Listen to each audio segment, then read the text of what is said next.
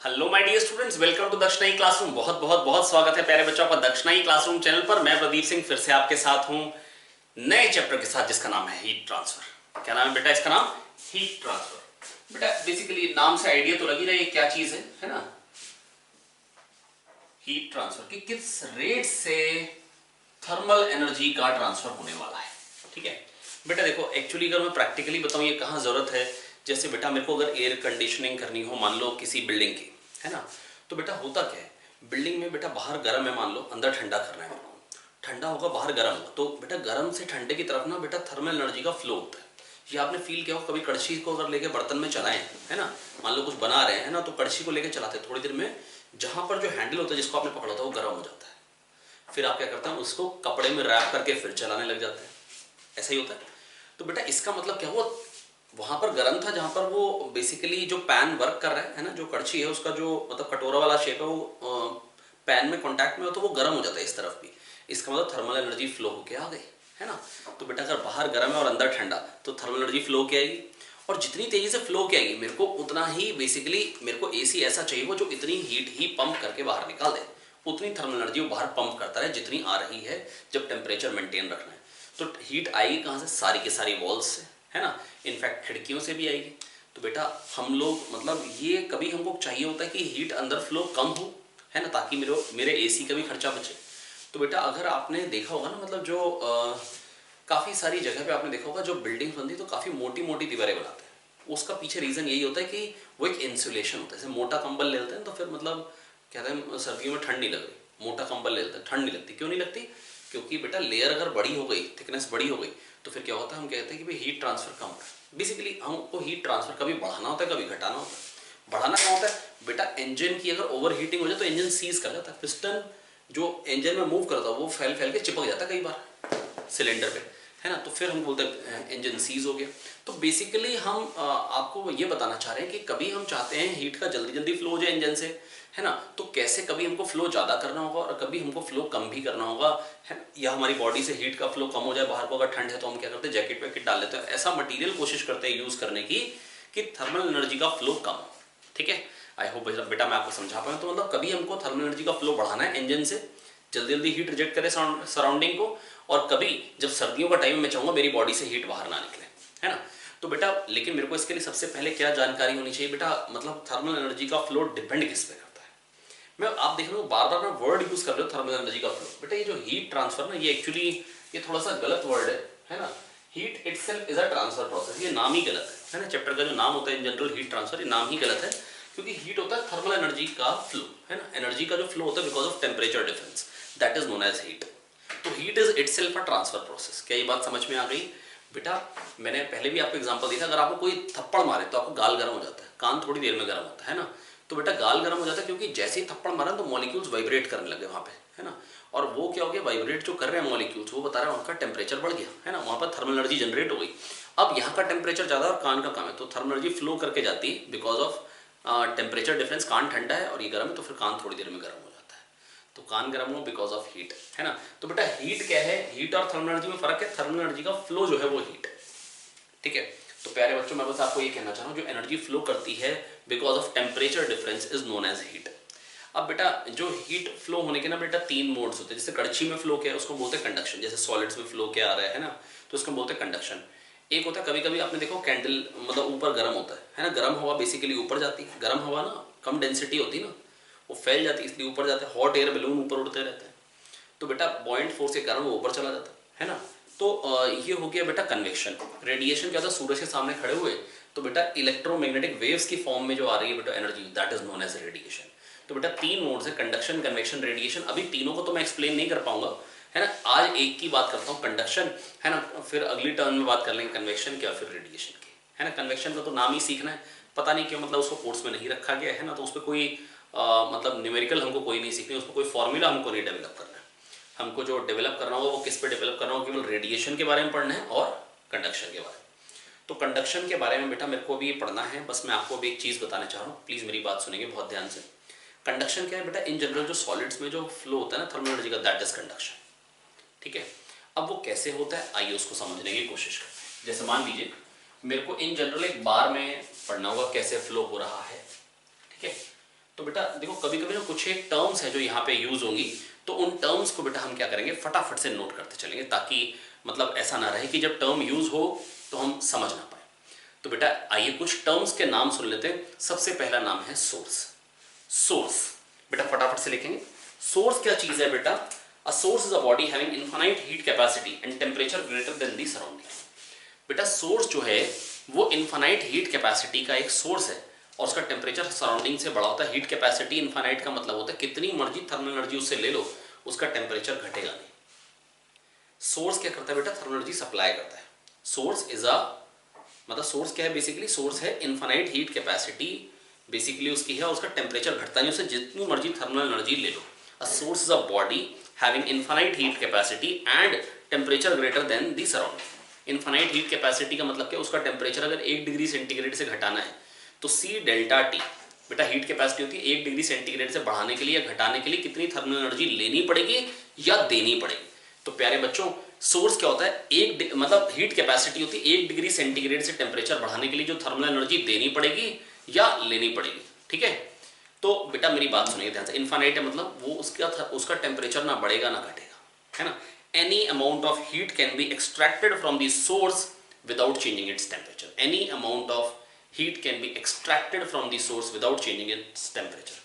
Sink क्या होता है? Sink is the body having infinite heat capacity and any amount of heat can be rejected to the sink, है ना, without changing its temperature. Without changing its temperature. Infinite heat capacity का मतलब ये temperature change नहीं होगा और उसका temperature जो होता है वो क्या होता है? लेस देन दैट ऑफ, है ना, सराउंडिंग, ताकि जिसको हम हीट रिजेक्ट कर सके, जिसको हम हीट रिजेक्ट कर सके। ठीक है। एक होती है एडियाबैटिक बॉडी, है ना, जिससे कोई थर्मल एनर्जी का फ्लो नहीं हो। जैसे मान लो गरम गरम चीज को किसी कपड़े से पकड़ लिया, तो अगर कोई कहता है एडियाबैटिक तो हमारे हाथ पे कभी भी गर्म नहीं लगेगा। ठीक है। तो बेटा अब देखो होता क्या है कि जैसे मान लो ये एक रॉड है,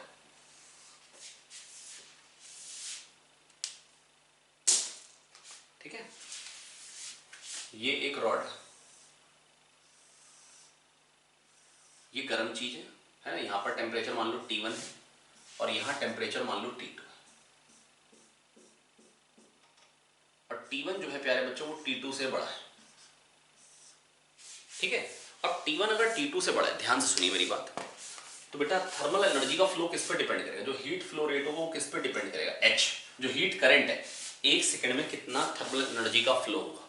बेटा होगा क्यों, पहले तो ये समझते हैं। जैसे मान लो ये गर्म, ये मान लो ये सोर्स है ना, और वो मान लो सिंक है। तो high temperature to low temperature flow कैसे होता है, आइए इसको समझ लेते हैं पहले। 1 सेकेंड। ठीक है। तो ये जो थर्मल एनर्जी का फ्लो होता है ये किस कारण से होता है, आइए सबसे पहले ये समझ लेते हैं रीजन क्या होता है थर्मल एनर्जी के फ्लो का। ठीक है। तो बेटा रीजन क्या होता है? जैसे अगर मान लो यहाँ पर गर्म किया तो यहाँ पे पार्टिकल्स क्या करेंगे बेटा? जैसे हम लोग ठंड में कांपते हैं ना बेटा, यहाँ पर टेम्परेचर ज्यादा होता है अगर पार्टिकल्स का ना, एटॉमिक पार्टिकल्स का, तो बेटा वो क्या होते हैं? वो ज्यादा जोर से हिलने लगते हैं, गैस मॉलिक्यूल्स भी भागने लग जाते हैं तेज तेज, है ना, और पार्टिकल्स जो होते हैं वो भी तेज तेज वाइब्रेट करने लगते हैं। ठीक है। तो यहाँ पर जो पार्टिकल्स होंगे वो वाइब्रेट कर ले, और जब वो वाइब्रेट करेंगे तो वो दूसरे को टकराएंगे और उस वो भी वाइब्रेट, वो दूसरे को टकराएगा फिर वो वाइब्रेट कर, वो दूसरे को टकराएगा फिर वो वाइब्रेट करने लग जाएगा।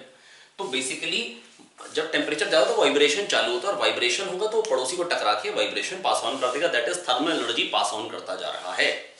तो बेटा thermal energy is nothing but the molecular level पे काइनेटिक एनर्जी, मॉलिक्यूलर लेवल पे काइनेटिक एनर्जी। अब वो क्या रहा है प्यारे बच्चों, जब यहां से यहां पे था, और क्या खाली इसी वजह से जाएगी कोलिजन के कारण? नहीं, कभी कभी क्या होता है जैसे मेटल्स होते हैं उसमें फ्री इलेक्ट्रॉन्स होते हैं, उसको लाद पड़ी वो सारी की सारी एनर्जी लेके भाग के तुरंत चला जाएगा। जिसकी रेजिस्टेंस कम होता है, जो गुड कंडक्टर ऑफ इलेक्ट्रिसिटी होते हैं, हम बोलते हैं इन जनरल वही गुड कंडक्टर ऑफ हीट भी होते हैं, क्योंकि उनमें खाली कोलिजन के कारण हीट ट्रांसफर नहीं होता, उसमें जो थर्मल एनर्जी का ट्रांसफर होता है वो इलेक्ट्रॉन्स के कारण भी होता है। वो गैस मॉलिक्यूल्स की तरह फटाफट से बेटा वो रैंडम मोशन मतलब होता है, और जैसे ही उनका टेम्परेचर बढ़ा तो उनके पास एनर्जी आती है और वो बहुत जल्दी से थर्मल एनर्जी ट्रांसफर कर सकते हैं, यहाँ से डायरेक्टली भाग के इधर देंगे एनर्जी। तो बेटा बस मैं आपको ये कहना चाह रहा हूँ, जो चीजें गुड कंडक्टर ऑफ इलेक्ट्रिसिटी होती है वही गुड कंडक्टर ऑफ हीट भी होती है। रीजन क्या होता है? इसमें दो कारण से बेटा थर्मल एनर्जी का फ्लो है, because of collision and because of electron.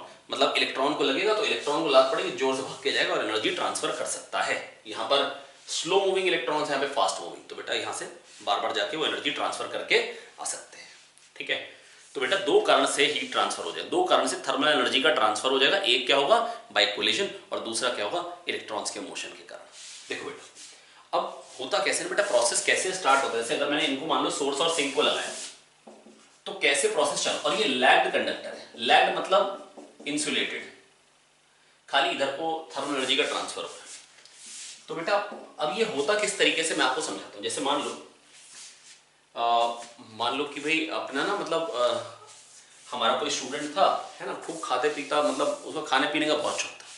तो इंजीनियरिंग करके उसने सोचा कि मिठाई की दुकान खोलते। क्या खोलते हैं, मिठाई की दुकान खोलते हैं, है ना। तो उसने मिठाई की दुकान खोल ली, है ना, ये मोटा सा पेट उसका।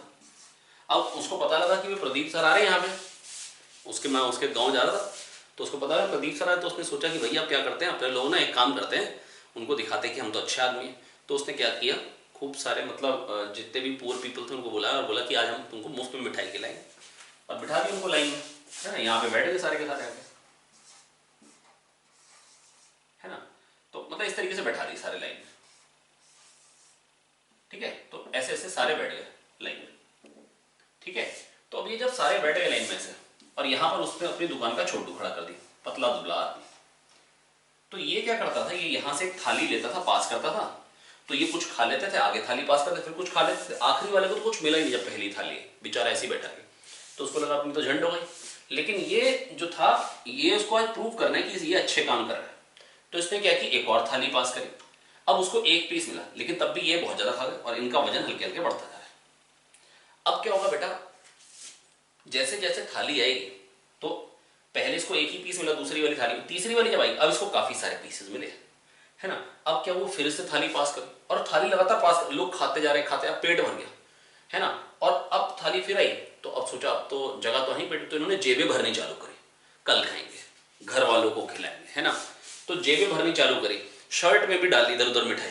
तब तक ये डालते जाओ, एक टाइम आएगा, अब ना तो पेट में जगह है, ना जेबों में जगह है, ना शर्ट के अंदर जगह है। तो अब क्या होगा, पूरी पूरी प्लेट पास ऑन हो जाएगी डायरेक्टली, पूरी पूरी प्लेट पास ऑन हो जाएगी। ये होती है स्टेडी स्टेट। अब कोई भी इसमें से कुछ लेगा नहीं। तो बेटा वैसे ही जब हम यहाँ पर बेटा एक सोर्स लगाएंगे, तो बेटा पहले क्या होगा, ये खुद एनर्जी लेके गर्म होगा और फिर आगे पास ऑन करेगा कोलिजन से। पहले खुद एनर्जी लेके गर्म होगा, फिर पास ऑन करेगा। लेकिन एक टाइम आएगा, जितनी थर्मल एनर्जी आएगी उतनी पास ऑन हो जाएगी लगातार। सबका पेट भर चुका है, सबका पेट भर चुका है, that is steady state. Steady state कहता है, स्टेडी स्टेट कहता है जो भी हीट करंट होगा एक सेकंड में, जो थर्मल एनर्जी का फ्लो होगा dQ/dt, थर्मल एनर्जी जो फ्लो होगी पर यूनिट टाइम किसी भी सेक्शन से, वो बराबर होगा। अब कोई थर्मल एनर्जी एब्जॉर्ब करके अपना टेम्परेचर बढ़ा नहीं रहा, वो बढ़ चुका है, स्टेडी स्टेट आ चुकी है। तो एट स्टेडी स्टेट होता क्या है बेटा, थर्मल एनर्जी का flow at each and every cross section is same. क्या ये बात समझ में आ गई? या मतलब कोई भी पार्ट थर्मल एनर्जी एब्जॉर्ब करके अपना टेम्परेचर बढ़ा नहीं रहा है, या कोई भी पार्ट अपना टेम्परेचर बढ़ा नहीं रहा है थर्मल एनर्जी एब्जॉर्ब करके। आई होप बच्चों मैं आपको समझा पा रहा हूँ ये बात, ठीक है। तो स्टेडी स्टेट क्या है बेटा, मेरे को लगता है कि मैं आपको समझा पाऊँ। स्टेडी स्टेट क्या चीज है? स्टेडी स्टेट है जब सबका पेट भर चुका है, जब सबका पेट भर चुका है। तो स्टेडी स्टेट का मतलब क्या है प्यारे बच्चों? स्टेडी स्टेट का मतलब है dQ/dt is same at each and every cross section. At each and every cross section dQ/dt is same, that is, और मैं कह सकता हूं, और no part of the body absorbs heat, और when no part of the body is absorbing heat, या हर जगह का टेम्परेचर, जो भी जहां का जो टेम्परेचर वो कांस्टेंट हो चुका है। अब जितनी थर्मल एनर्जी उतनी चली जाएगी, क्योंकि अगर आएगी ज्यादा जाएगी कम तो टेम्परेचर बढ़ जाएगा। अगर किसी को थर्मल एनर्जी दे ज्यादा और निकले उससे कम तो क्या होगा, टेम्परेचर विल राइज। उसका मतलब क्या होगा, temperature will rise. I hope मैं आपको समझा पाया। अब बेटा स्टेडी स्टेट पे हीट करंट कितना होता है बेटा, वो फोरियर साहब ने डिराइव किया था, मतलब फोरियर साहब ने मतलब एक्सपेरिमेंटली डेवलप किया था। फोरियर्स लॉ बोलते हैं इसको, फोरियर्स लॉ ऑफ हीट कंडक्शन। बेटा ये किस पे, मतलब ये हीट कंडक्शन कब ज्यादा होगा? सोचो, अगर एरिया इतना हो तो हीट कंडक्शन ज्यादा हो, या एरिया ज्यादा हो तो हीट कंडक्शन ज्यादा हो? बेटा अभी ये खाली इसको सिर मार के थर्मल एनर्जी पहुंचा रहा है, इधर वाला भी आ गया आइटम। अगर जितने ज्यादा ऐसे लेयर्स होंगे उतनी ज्यादा थर्मल एनर्जी का फ्लो होगा, दैट इज एरिया ज्यादा होगा तो फ्लो ज्यादा होगा। तो heat current is equal to dQ/dt। dQ thermal energy flow कर रही है dt टाइम, तो एक सेकंड में dQ/dt is proportional to area, ठीक है। अब सोचिए, देखो जितना ज्यादा टेम्परेचर डिफरेंस होगा उतनी थर्मल एनर्जी ज्यादा होगी, टेम्परेचर डिफरेंस कम होगा तो थर्मल एनर्जी ज्यादा होगी। भैया अगर मान लो आपके पास से वो प्रेस है, मतलब जिससे हम आयरन, जिससे हम मतलब कपड़े मतलब प्रेस करते हैं, मतलब स्ट्रेट करते हैं, अगर वो गर्म है तो आपको ज़्यादा मतलब जब आप फील करोगे, जब उसको टच करो तो थर्मल एनर्जी का फ्लो ज़्यादा होगा, या जब ठंडी तो ज़्यादा फ्लो होगा, जब गर्म है तो थर्मल एनर्जी का फ्लो बहुत तेजी से होगा। तो इसका मतलब जब टेम्परेचर डिफरेंस ज़्यादा होगा, जब टेम्परेचर डिफरेंस ज़्यादा होगा तो थर्मल एनर्जी का फ्लो ज़्यादा होगा। क्या ये बात समझ में आई? यस, बिल्कुल आई। अब ये जो जितनी थिकनेस ज़्यादा है, जितनी थिकनेस ज़्यादा है, आप सोच के देखो, आपने एक कंबल कर लिया सर्दियों के दिन में, तो थर्मल एनर्जी का फ्लो तब ज़्यादा होगा, या 2 कर ली तब ज़्यादा होगा, या 3 कर ली। 4 करने पे आपको आराम से आपकी थर्मल एनर्जी बाहर जाती नहीं, आपको गरम गरम फील होता है। आपकी बॉडी लगातार थर्मल एनर्जी एमिट कर रही है ना, बाहर ठंडा है, लेकिन ज़्यादा कंबल लेने के बाद आपको ठंड नहीं लगती है, क्योंकि आपकी बॉडी की जो थर्मल एनर्जी है वो बाहर जा ही नहीं पा रही है, तो उसने अच्छा खासा टेम्परेचर मेंटेन कर ली, जिससे आपको गुड फीलिंग आ रही है। तो बेटा मैं बस आपको ये कहना चाह रहा हूँ, तो हीट करंट जितनी लेंथ ये ज़्यादा होगी, जितनी लेंथ ये ज़्यादा होगी उतना हीट करंट कम होगा। जितनी कंबल की लेयर ज़्यादा हो जाएगी, जितनी कंबल की थिकनेस, तो उतना हीट करंट कम हो जाएगा। ठीक है, ये एक्सपेरिमेंटली आता मैंने आपको हल्का हल्का फील कराया। तो H क्या आ जाएगा, K A delta T by L, K A delta T by L, H equals to K A delta T by L, H equal to K A delta T by L, H equal to K A delta T by L, H equal to K A delta T by L, H equal to K A delta T by L. आया बेटा, area ज्यादा हो तो ज्यादा होगा, temperature difference ज्यादा हो तो हीट फ्लो ज्यादा होगा, thermal energy per unit time जो फ्लो होगी वो ज्यादा फ्लो होगी, लेंथ ज्यादा होगी। जितनी थिकनेस बढ़ाते जाओगे, अगर आप सोचो आपने एक स्वेटर डाला तो आपकी बॉडी ज्यादा गर्म रहेगी, एक स्वेटर के ऊपर एक जैकेट डाल तो ज्यादा गर्म रहेगी।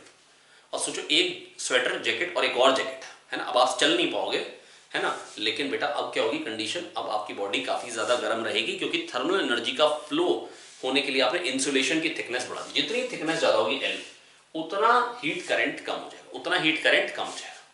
तो H equal to K A delta T by L, H equal to K A delta T by L, बेटा याद कर लेंगे, H equal to K A delta T by L.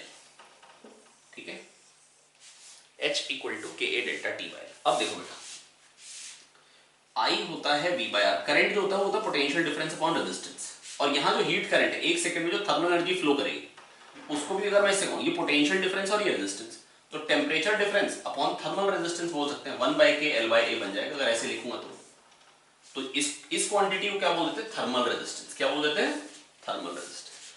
अरे हाँ, रेजिस्टेंस होता है रो एल बाई होता है, ये क्या आ गया 1 बाई के एल बाई, और के का नाम हम क्या रख देते हैं बेटा, देखो के मटेरियल की प्रॉपर्टी, वही एरिया, वही टेम्परेचर डिफरेंस, वही लेंथ हो। अगर लकड़ी होगी तो उतनी हीट फ्लो नहीं होगी, अगर आयरन होगा तो ज्यादा होगी, कॉपर होगा तो और ज्यादा होगी। कॉपर की थर्मल कंडक्टिविटी काफी ज्यादा होती है प्यारे बच्चों। तो बस मैं आपको ये कहना चाह रहा हूं, मेरी बात सुने बहुत ध्यान से, वही एरिया, वही टेम्परेचर डिफरेंस, वही थिकनेस, लेकिन हीट करंट ज्यादा हो सकता है। किस पे डिपेंड करेगा, के पे।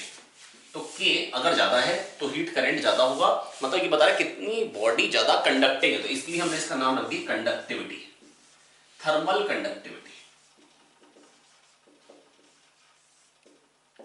क्या नाम रख दिया इसका हमने, थर्मल कंडक्टिविटी, है ना।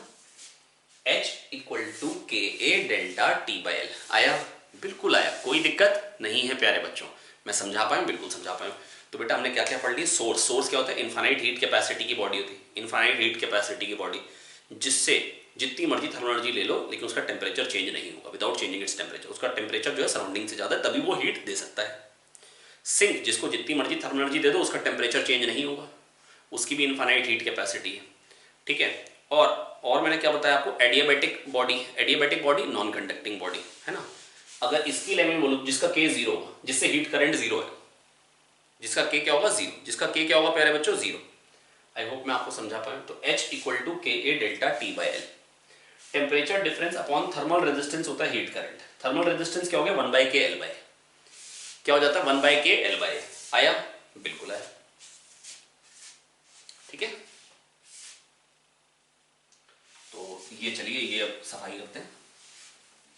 तो H equal to K A delta T by, ये याद रखोगे बेटा, हीट करंट। अब इस पर हमको कुछ क्वेश्चंस करने हैं, H equal to K A delta T by L पे। और थर्मल रेजिस्टेंस बेटा वहां पर होता है पोटेंशियल डिफरेंस आ गया, यहाँ पे टेम्परेचर डिफरेंस HR आ जाएगा। यहाँ पे टेम्परेचर डिफरेंस क्या आ जाएगा, HR। R क्या है, थर्मल रेजिस्टेंस है, RH भी बोल देते हैं कुछ लोग, 1 बाई के एल बाई। वहां रो एल बाई होता है, यहाँ पर 1 बाई के L by A. I hope मैं आपको समझा पा रहा हूँ प्यारे बच्चों। वो बच्चों बेटा आपको समझ में आ गया होगा बेटा हमने क्या क्या पढ़ लिया। बेटा देखो हमने केवल और केवल एक फॉर्मूला डेवलप की कि कैसे जो हीट फ्लो रेट है, जो हीट है करंट, वो कितना है K A delta T by L. बेटा एक सेकंड में कितनी थर्मल एनर्जी ट्रांसफर होगी के A delta T by L. बेटा कैसे सोचा, एरिया ज्यादा होगा तो ज्यादा ट्रांसफर होगी, सही बात है ना। अगर सोचो ना, जैसे मान लो ये हाथ गर्म है, हाथ ठंडा है, अगर थोड़ा सा कॉन्टैक्ट में आएगा तो ज्यादा ट्रांसफर होगी थर्मल एनर्जी, ज्यादा कॉन्टैक्ट में आएगा ज्यादा कॉन्टैक्ट। जितना एरिया ज्यादा होगा उतना थर्मल एनर्जी का फ्लो ज्यादा होगा, जितना मतलब जो लेंथ है वो ज्यादा होगी जिससे थर्मल एनर्जी फ्लो होना है। मोटी दीवार होगी तो कम फ्लो होगा। आपने देखा होगा मोटी दीवारें होती है ना तो बेटा रूम गर्मी में ठंडा ही रहता है, मतलब जल्दी थर्मल एनर्जी नहीं आ पाती है ना। और अगर पतली है, अगर पतरा होता है ना, जहाँ पे पतरे होते हैं तो वो बड़ी जल्दी गर्म हो जाता है वाला रूम, क्योंकि बेटा जैसी मतलब बहुत कम ट्रेवल करना है ना हीट को। तो एल जितना ज्यादा होगा हीट करंट उतना कम, एरिया जितना ज्यादा होगा हीट करंट ज्यादा, टेम्परेचर डिफरेंस ज्यादा होगा हीट करंट ज्यादा। H equal to K A delta T by L, H equal to K A delta T by L. तो हीट करंट क्या होता है K A delta T by L, H equal to K A delta T by L, है ना you.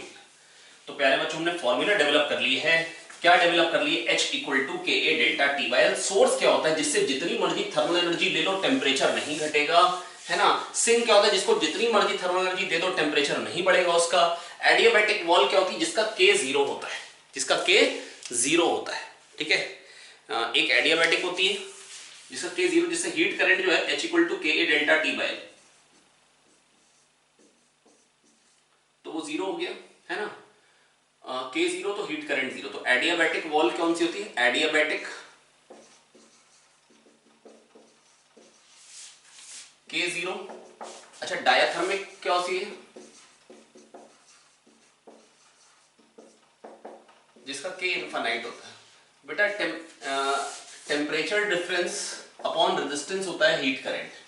तो यहां से अगर मैं इसको रेजिस्टेंस को यहां से निकालूं इसको यूज करके, तो क्या बन जाएगा डेल्टा टी अपॉन 1 बाई के एल बाई, है ना। ये आ रहा है हीट करंट और ये चीज क्या होगी थर्मल रेजिस्टेंस। तो थर्मल रेजिस्टेंस जो आ रहा है वो क्या आ रहा है 1 बाई के एल बाई बी। क्या निकल के आ रहा है प्यारे बच्चों 1 बाई के एल बाई। समझ में आया, आई होप समझ में आ गया होगा, बिल्कुल आ गया होगा, है। तो थर्मल रेजिस्टेंस हो गया 1 बाई के एल बाई, ठीक है। अब के इनफाइनाइट है। अच्छा ऐसे क्या बोलूं, टेम्परेचर डिफरेंस हो गया एच आर, जैसे पोटेंशियल डिफरेंस होता है आई आर, टेम्परेचर डिफरेंस आ रहा है एच आर। कितना आ रहा है टेम्परेचर डिफरेंस एच आर, है ना। तो एच इंटू आर ये हो गया टेम्परेचर डिफरेंस। अब के अगर बेटा डायाथर्मिक के इनफाइनाइट तो थर्मल रेजिस्टेंस जीरो। तो डायाथर्मिक बॉडी वो है जिसका थर्मल रेजिस्टेंस क्या होता है प्यारे बच्चों जीरो, के इनफाइनाइट होता है। तो थर्मल रेजिस्टेंस जीरो से क्या होगा, जो टेम्परेचर डिफरेंस आएगा डायाथर्मिक बॉडी के क्रॉस वो जीरो है। अगर कोई डायाथर्मिक बॉडी है इसका मतलब बहुत तेजी से हीट फ्लो हो जाएगी, है ना। कोई टेम्परेचर डिफरेंस ही नहीं चाहिए हीट फ्लो के लिए, आप ऐसा कह सकते हैं। हल्का सा भी टेम्परेचर फटाक से फ्लो हो जाएगी और टेम्परेचर डिफरेंस जीरो ही रहेगा उसके क्रॉस। तो एक होता है बेटा नाम डायाथर्मिक बॉडी, जो मतलब परफेक्टली कंडक्टिंग, बहुत जल्दी से थर्मल एनर्जी दे देगी। उसका अपोजिट होता है एडियाबैटिक बॉडी। उसका अपोजिट क्या होता है एडियाबैटिक बॉडी, है ना। अच्छा काम की बातें जो बेटा मैंने सीखी हैं आज वो क्या है, H equal to K A delta T by L, H equal to K A delta T by L. आइए इस पे क्वेश्चन कर लेते हैं। आसान ही है बिल्कुल, कोई दिक्कत की बात नहीं, जो कुछ भी पढ़ा है बहुत आसान है। H equal to K A delta T by L एक बात, थर्मल रेजिस्टेंस होता है 1 बाई के एल बाई ए दूसरी बात, तीसरी बात delta T is equals to H R, potential difference होता है आई आर, टेम्परेचर डिफरेंस होता है एच आर। आया, बिल्कुल आया, कोई दिक्कत नहीं है भैया। अब आइए क्वेश्चन करते हैं। यहां पर कह रखा है, यहां वाटर बॉइलिंग वाटर है 100 डिग्री सेंटीग्रेड पे, कैसे भी मेंटेन कर रखो मेरे को मतलब नहीं। यहां से एक रॉड जा रही और ये आइस वाला कंटेनर है,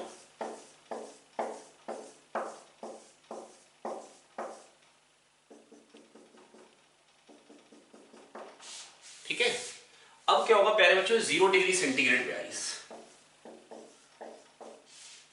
इसका एरिया ऑफ क्रॉस सेक्शन दे रखा 1 सेंटीमीटर स्क्वायर,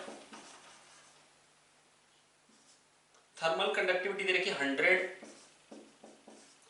वॉट पर मीटर पर केल्विन, ठीक है।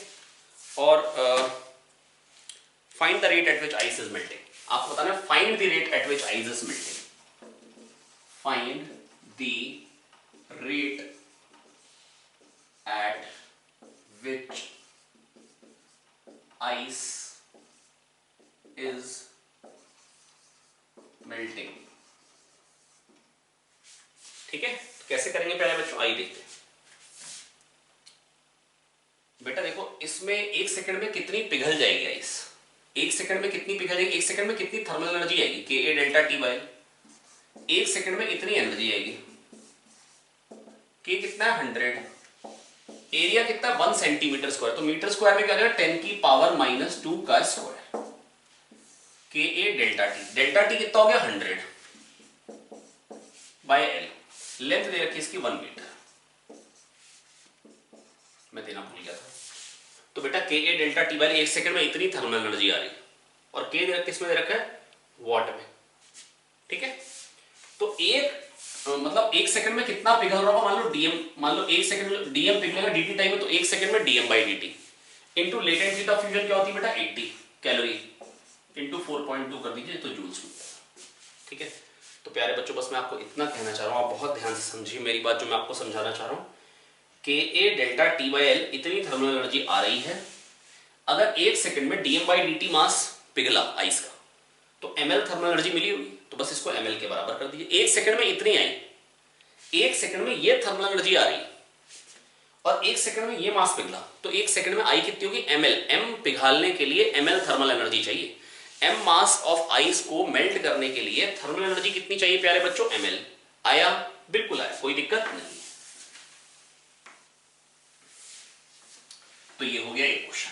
आइए एक और करते हैं, इसी टाइप का क्वेश्चन एक और कर लेते हैं। 18th question, water is being boiled in flat bottom kettle placed on a stove। water is being boiled in flat bottom kettle placed on a stove। ठीक है, एक केटल है जिसको हमने स्टोव पे रख दिया। ठीक है, the area of the bottom is 300 centimeter square, 300 centimeter square इसका एरिया, I'm sorry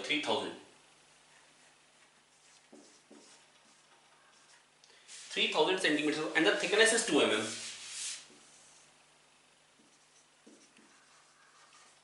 ठीक है, if the amount of steam produced is 1 gram per minute, इसमें जो स्टीम बनने का रेट है, बाहर जाने का रेट है, वो 1 ग्राम पर मिनट है। ठीक है, calculate the temperature difference between inner and outer surface. इन दो लेयर्स के बीच में टेम्परेचर डिफरेंस बताना है कितना होगा।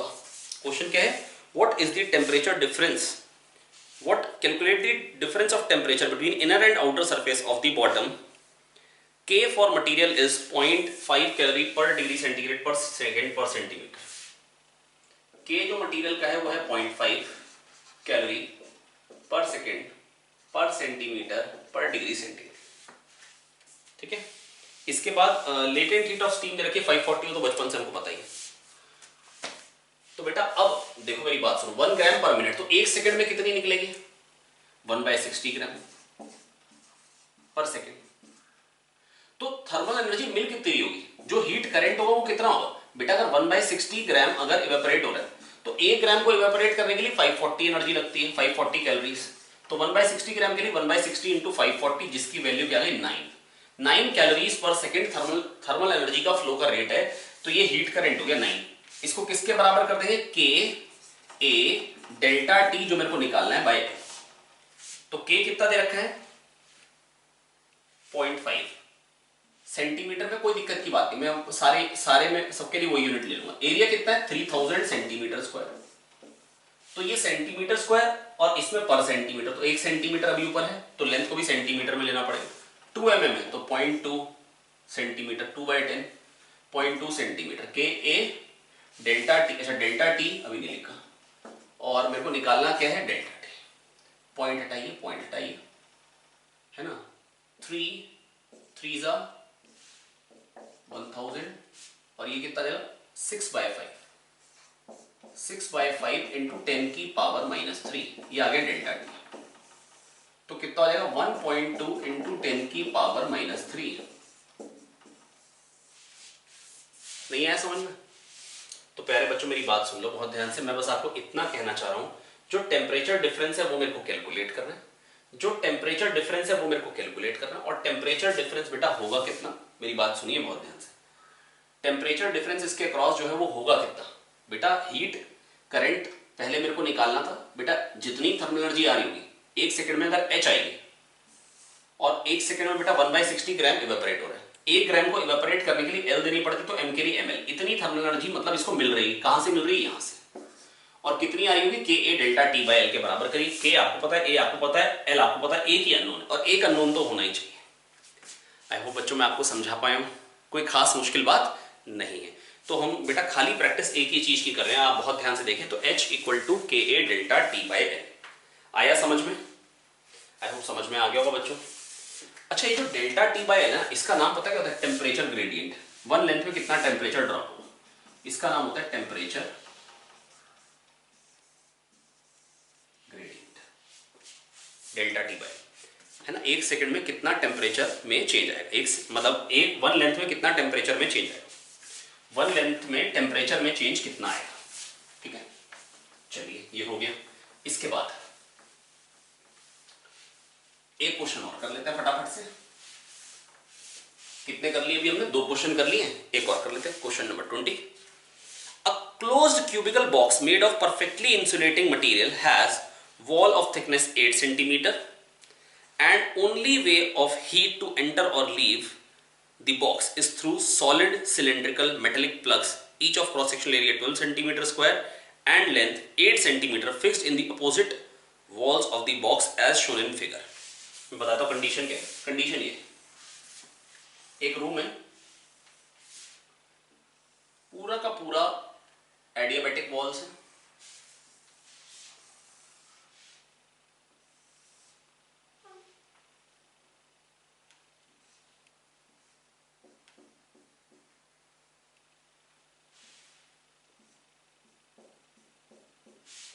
अब बेटा इसका एरिया कितना, इसका एरिया गिवन है आपको 12 सेंटीमीटर स्क्वायर। जो इसका एरिया है, जो एरिया है वो है 12 सेंटीमीटर स्क्वायर, ठीक है। और यहां पर टेम्परेचर है 100 डिग्री सेंटीग्रेड, यहां पे है 4 डिग्री सेंटीग्रेड, ठीक है। ये क्वेश्चन में हमको दिखा रहा है, कह रहे हैं इस रूम में हीट आने का केवल ये तरीका, ये आने या जाने का केवल ये 2 प्लग्स है जिससे हीट आ सकती है, मेटेलिक प्लग्स हैं, है ना। मैं फिर से क्वेश्चन रीड कर दूं। A cubical close cubical box made of perfectly insulating material has wall of thickness 8 centimetre. अच्छा थिकनेस जो है वो 8 सेंटीमीटर, इसकी जो थिकनेस है L की वैल्यू जो है वो 8 सेंटीमीटर है, ठीक है। And only way for heat to enter और leave is through solid cylindrical metallic plugs, इन दोनों से ही ट्रांसफर हो सकता है। Which has area of cross section 12 centimetre square and length 8 centimetre, ठीक है, लिख दिया 8 सेंटीमीटर तो हमने। Fixed in the opposite walls as shown in figure, fixed in the opposite walls metallic plugs. The outer surface of A is at 100 degree centigrade while outer surface of B is at 4 degree centigrade। ये metallic plug B है, ये metallic plug A है, इस तरफ 100। अब while the outer, अच्छा ये तो हो गया, K of the material of plugs is 0.5 calorie per second per centimeter per degree centigrade, ठीक है। K जो है बेटा वो है 0.5 कैलोरी पर सेंटीमीटर पर सेकंड पर डिग्री सेंटीग्रेड, ठीक है भैया। A source of energy generating 36 calorie पर सेकंड इज, यहां पे एक सोर्स है जो एनर्जी जनरेट कर रहा है एट 36 कैलोरीज पर सेकंड, ठीक है। Is enclosed inside the box, find the equilibrium temperature of the inner surface of the box assuming that it is same at all points of the inner surface. कह रहे हैं find the equilibrium, अंदर जो temperature कह रहे हैं through out constant है, और बताओ वो टेम्परेचर कितना है। तो टेम्परेचर वो कितना होगा T।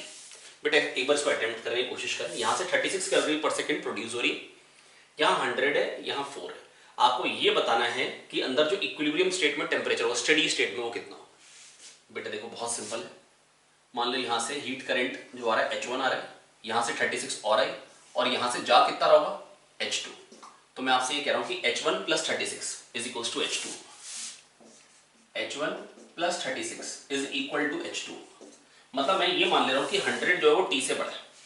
कुछ ऐसे भी कर सकते हैं, वो क्या, कुछ लोग ऐसे भी सोच सकते हैं कि इधर भी हीट जाएगी इधर भी जाएगी, तो 36 equal to H1 plus H2। जब वैल्यू पुट करो, जो आप एज्यूम कर रहे हो, अगर मैं ये एज्यूम कर रहा हूं 100 इससे बड़ा है तो हीट इधर को आएगी, अगर हम एज्यूम कर लेते हैं T 100 से बड़ा है तो हीट इधर को जाएगी, दोनों से आंसर बिल्कुल सेम आएगा। चलिए मैं दूसरे तरीके से भी कर दूंगा, अभी समझते हैं पहले। जो मैंने माना H1 इधर से आ रही और H2 इधर जा रही है और इससे 36 प्रोड्यूस हो रही। अपने मन में एक बार डाउट मत लेके आइए, ये तो दो तरीके मैंने बता के आपको गलती कर दी अभी। अभी जस्ट मेरा बस बात मानिए, जो मैं बस आपको कह रहा हूँ, यहाँ से H1 आ रही, 36 प्रोड्यूस हुई, H2 यहाँ से जा रही है, H1 plus 36 equal to H2। Steady state है ना, तो जितनी थर्मल एनर्जी आएगी उतनी निकलनी ही पड़ेगी। टेम्परेचर ना बढ़ रहा है ना घट रहा है, इक्विलिब्रियम स्टेट का टेम्परेचर बताना। तो H1 क्या हो जाएगा, Ka delta T by K क्या है, चलो K लिखते हैं अभी, A डेल्टा T कितना है 100 माइनस T।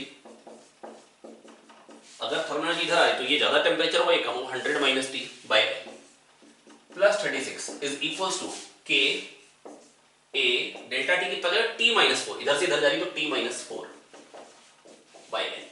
बस बेटा K पता है, A पता है, L पता है, K पता है, A पता है, L पता है, T निकाल ले। एक तरीका ये हो गया। अब मान लो कोई अगर ज्यादा ऐसे सोचता कि मतलब वो मान लेता कि थर्मल एनर्जी इधर से जा रही है, 36 आ रही है, H2 इधर जा रही है, H1 इधर, तो वो क्या बोलता है 36 equal to H1 plus H2। ठीक है, अब वो कैसे करता है, वो कहता है 36 is equal to H1। H1 क्या है, जो इधर से थर्मल एनर्जी जा रही है, इधर से इधर जा रही है, मतलब T बड़ा है, Ka T minus 100 by L। H2 क्या है, Ka T minus 4 by L।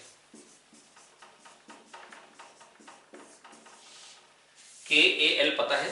अब देखो इक्वेशन क्या सेम बनी है, ये वाली क्वांटिटी को तो इधर ले जाना, 100 माइनस टी इधर जाके आ जाएगा T minus 100, Ka T minus 100 by आया, बिल्कुल आया। तो ये आ गया आपके पास T में एक ही इक्वेशन। तो आप भले ये मान लीजिए अंदर का टेम्परेचर इससे बड़ा है, इक्वेशन आपको सेम ही मिलेगी। अब बेटा KAL की वैल्यू पुट कर दीजिए और T निकाल लीजिए, है ना। मैं ऐसा करता हूँ सोल्यूशन आपके सामने प्रेजेंट करता हूँ, मतलब यहाँ पर अगर आप सारी वैल्यूज पुट करोगे तो आपको बताता हूँ जो अंदर का टेम्परेचर आएगा वो 76 डिग्री सेंटीग्रेड है। ठीक है, तो आप जैसे करना चाहें वैसे आप कर सकते हैं। मैंने आपको तरीका बता दिया कि करने का तरीका क्या होगा। आई होप समझ में आ गया होगा। बेटा मैं फिर से कह दे रहा हूँ, बेटा अगर यहाँ से 36 प्रोड्यूस हुई, मैंने मान लिया इधर H1 जा रही इधर H2, तो 36 equals to H1 plus H2। तो H1 क्या हो जाएगा, Ka delta T by L। Delta T है T माइनस 100, क्योंकि मैंने माना इधर जा रही, तो T को मैंने 100 से बढ़ाऊंगा, Ka T माइनस 100। और उस केस में क्या था, जब मैंने इसको छोटा माना था, इसको बड़ा माना था, तो ये क्वांटिटी इधर आई थी और इधर आके 100 माइनस T था। इक्वेशन तो वही बनेगी ना, Ka T minus 100 by L plus Ka T minus 4 by L, खत्म। KAL सब पता है, खाली एक ही अननोन है T, जो निकाल लेंगे बड़े आराम से। कैसे निकाल लेंगे प्यारे बच्चों, बहुत ही आराम से। तो मेरे को लगता है मैं आपको समझा पाया हूं, और एक ही चीज सिखाई आज बेटा, Ka delta T by L, और उस पर क्वेश्चन करा। आई होप समझ में आ पा रहा है आपको। बेटा एक बार नोट कर लेंगे फटाफट से। आइए एक क्वेश्चन और कर लेते हैं, पहले इसको रख कर देते हैं, जगह बनाते हैं और एक क्वेश्चन और कर लेते हैं। क्वेश्चन 22,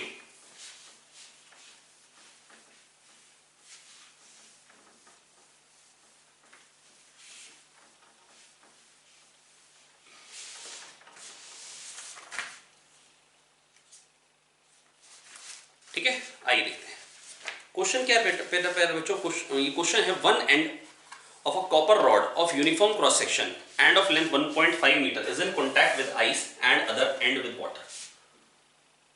ठीक है, one end of copper rod of uniform cross section of length 1.5 meter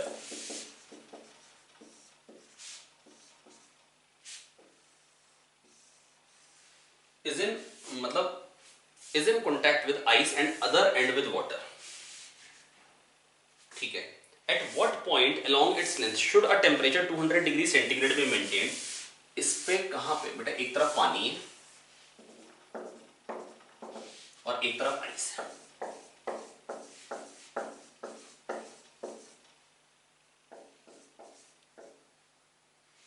0 degree centigrade पे, ठीक है। कह रहे हैं यहां पर कहीं पे एक हीटर इंस्टॉल करना है, या आप कह लीजिए 200 डिग्री सेंटीग्रेड कहीं पे टेम्परेचर मेंटेन करना चाहते हो। यहां का टेम्परेचर है 200, किसी हीटर से मेंटेन किया लेट से, ठीक है। So that in steady state mass of ice melting is equals to the rate of steam produced. मतलब जितनी रेट से आइस मेल्ट हो रही है उतनी रेट से स्टीम प्रोड्यूस हो रही है। जितनी मतलब पानी बन रहा है यहाँ पे, उतना पानी से यहाँ पे स्टीम बन रही है। तो बताना है ये 200 डिग्री सेंटीग्रेड कहाँ पे मेंटेन करें, ठीक है। चलिए आइए सॉल्व करते हैं फटाफट से। अब बेटा देखो, कहीं से भी डिस्टेंस ले लो, मान लो यहां से मैंने ले लिया x, कितना ले लिया x, तो ये कितना हो जाएगा 1.5 माइनस x, और बाकी ये लैग्ड है कंडक्टर, दैट इज जो भी थर्मल एनर्जी का फ्लो होगा वो ऐसे हो सकता है, कर्व्ड सरफेस से नहीं हो सकता बाहर। अच्छा, एरिया ऑफ क्रॉस सेक्शन दे रखा है, नहीं दे रखा पर जरूरत भी नहीं पड़ेगी। अब देखो बेटा, जितनी आइस मेल्ट हो रही है तो इधर से इधर को कितनी हीट आई, के ए डेल्टा टी कितना है 200 माइनस 0 बाय एल, एल कितना हो गया 1.5 माइनस एक्स। ये एक सेकंड में इतनी थर्मल एनर्जी आ रही है, ठीक है, और एक सेकंड में मान लो आइस जो मेल्ट हो रही है वो m मेल्ट हो रही है, तो m इंटू 80 के बराबर कर दो।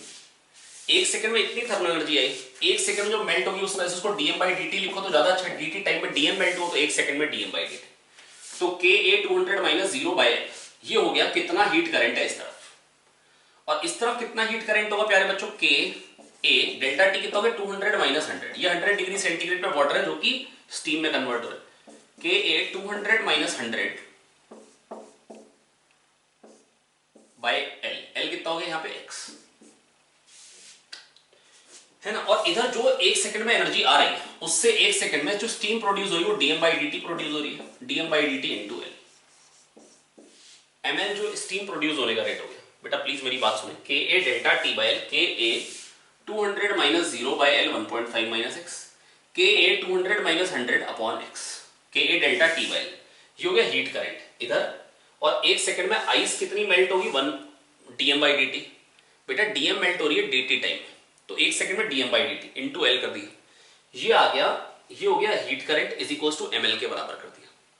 और मैं कह रहा हूं इधर जो हीट करंट जाएगा K A delta T by 200 minus 100 upon distance कितना हो गया x, और स्टीम प्रोड्यूस भी कितनी हो रही है dm बाई dt एक सेकंड में, dm बाई dt इंटू 540, इनको डिवाइड कर दीजिए और बड़े आराम से x निकाल लीजिए, तो क्या बन जाएगा, के ए कट जाएगा, ये 200 है, ये 100 है, तो 2 बचेगा, तो 2x अपॉन 1.5 माइनस एक्स डिवाइड करके ये मिला 80 अपॉन 540, तो क्या जाएगा 8 बाई 54, 27 2 4 बेटा क्रॉस मल्टीप्लाई करिए और x निकाल लीजिए। आई होप बेटा मैं आपको समझा पाया, कोई खास बड़ी बात नहीं, चाहेंगे तो कैलकुलेट कर सकता हूं पूरा, 54x 6 माइनस 4x 58x हो जाएगा, तो x आ जाएगा 6 अपॉन 58, x क्या आ जाएगा प्यारे बच्चों 6 अपॉन 58, ठीक है, तो ये आगे x आगे 6 अपॉन 58 दैट इज 3 अपॉन 29, ठीक है, मीटर्स में आगे, सेंटीमीटर में निकालना है तो इंटू 100 कर दीजिए, 300 बाई 29, तो कितना हो जाएगा 300 बाई 29 सेंटीमीटर, कितना बन जाएगा 29 इंटू 10,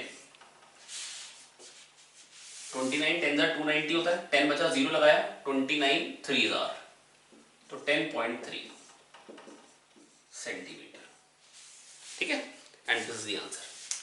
तो प्यारे बच्चों मैं फिर से बता देता हूं, बेटा मैंने कुछ नहीं किया, बेटा बहुत ही सिंपल था, बेटा कह रहे हैं जितनी रेट से स्टीम प्रोड्यूस हो रही, जितनी रेट से स्टीम प्रोड्यूस हो रही उतनी ही रेट से आइस मेल्ट हो रही, जितने रेट से स्टीम प्रोड्यूस हो रही है उसी रेट से आइस मेल्ट हो रही है। क्या ये बात समझ में आ पाई है?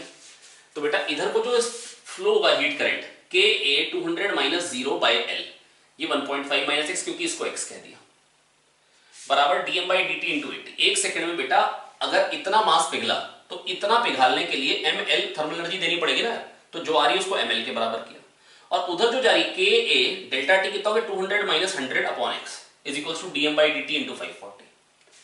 1 ग्राम को इवेपोरेट करने के लिए 540 एनर्जी देनी पड़ेगी, तो dm by dt into 540 dm by dt को इवेपोरेट करने के लिए इनको आप डिवाइड कर दीजिए, तो यहां से मिल जाएगा 2x अपॉन 1.5 minus x is equals to 4 by 27। अब क्या करना है बेटा, क्रॉस मल्टीप्लाई करना है और x निकाल लेना है, 3 बाई 29 इज द आंसर, और सेंटीमीटर में कितना आ गया 300 बाई 29 दैट इज 10.3 सेंटीमीटर, ठीक है। आई होप बच्चों मैं आपको समझा पाया हूं, है ना, तो ध्यान से इसको बेटा नोट कर लीजिए, समझने की कोशिश करिए। तो चलिए बच्चों आज के लिए फिर इतना ही रखते हैं, मैंने आपको कुछ क्वेश्चंस करा दिए हैं, तो बेटा मेरा रिक्वेस्ट यही है कि ये जो क्वेश्चंस मैंने कुछ कराए हैं इनको बहुत ध्यान से रिवाइज कर लीजिए, ताकि कल के लेक्चर में आप बहुत आसानी से समझ पाए आगे का पोर्शन, है ना, क्योंकि बिल्कुल लिंक्ड है। और मास्टर इक्वेशन तो यही थी बेटा जो आज हमने पढ़ी है, H equal to K A delta T by L, H equal to K A delta T by L, है ना। केवल और केवल यही थी बेटा, एरिया ज्यादा होगा तो हीट करंट ज्यादा होगा, टेम्परेचर डिफरेंस ज्यादा होगा तो हीट करंट ज्यादा होगा, और थिकनेस ज्यादा होगी तो हीट करंट कम हो जाएगा। तो H equal to K A delta T by L. समझ में आया? बिल्कुल समझ में आ गया होगा। तो प्यारे बच्चों बहुत अच्छे से रिवाइज कर लीजिए एक बार, है ना, तो ही बहुत अच्छा रहेगा, है ना। तो प्यारे बच्चों चलिए बस बढ़िया पढ़ते रहिए, मेहनत करते रहिए, आगे बढ़ते रहिए। All the best. मुलाकात होती है कल आपके साथ हीट ट्रांसफर कंडक्शन के लेक्चर 2 के साथ, ठीक है, और कल हम कंडक्शन फिनिश ऑफ करेंगे। Thank you, bye bye.